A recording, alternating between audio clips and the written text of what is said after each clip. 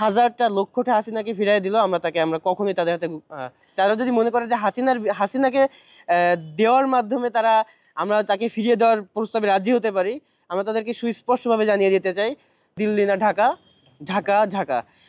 দিল্লি যাদের মামা বাড়ি, বাংলা ছাড়াও তাড়াতাড়ি বিষয়ে আমরা কথা বলেছি।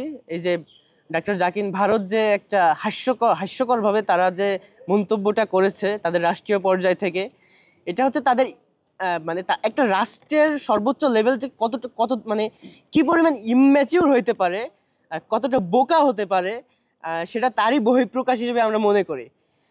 আবারও বলছি, তারা যদি মনে করে থাকে যে বাংলাদেশ এখনো তাদের আধিপত্যের কবলে আছে, এটা তাদের ভুল, এটা তাদের দুঃস্বপ্ন। গত জুলাইয়ে আমরা হাজারো শহীদদের রক্তের বিনিময়ে, আহতের রক্তের বিনিময়ে আর ভারতীয় আধিপত্যবাদকে পরাজিত করেছি এবং একটা নতুন বাংলাদেশ নির্মাণ করেছি যেখানে ভারতের আধিপত্যবাদের সিটে ভোটা মাত্র নেই। আমাদের স্লোগান হচ্ছে দিল্লি না ঢাকা, ঢাকা ঢাকা।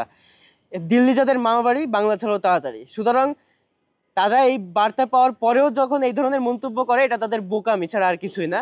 এবং তাদেরকে এটাও মনে করে দিতে চাই, স্মরণ করে দিতে চাই, তারা যদি মনে করে যে হাসিনাকে দেওয়ার মাধ্যমে আমরা তাকে ফিরিয়ে দেওয়ার প্রস্তাবে রাজি হতে পারি, আমরা তাদেরকে সুস্পষ্টভাবে জানিয়ে দিতে চাই, হাজারটা লক্ষটা হাসিনাকে ফিরিয়ে দিল আমরা কখনোই তাদের হাতে কখনোই তাদের হাতে তুলে দিব না। এটা তাদের কল্পনা করাও ভুল হবে। ধন্যবাদ।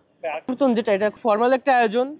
এখানে বিষয়টা যখন সমাবর্তনের আয়োজন করা হবে, এখানে শুধুমাত্র ঢাকা বিশ্ববিদ্যালয়ের শিক্ষার্থীরা রেজিস্ট্রেশনের মাধ্যমে অংশগ্রহণ করতে পারে, এটা আপনারা জানেন।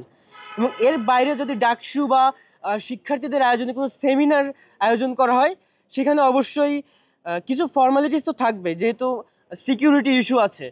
তো সব কিছুর মাধ্যমে, আইন প্রণয়নের মাধ্যমে, কিছু ক্রাইটেরিয়া ফিল আপের মাধ্যমে শিক্ষার্থীরা এবং চাইলে সাধারণ মানুষ হয়তো সেখানে সেই ক্রাইটেরিয়া ফিল আপের মাধ্যমে দেখা করতে পারবে।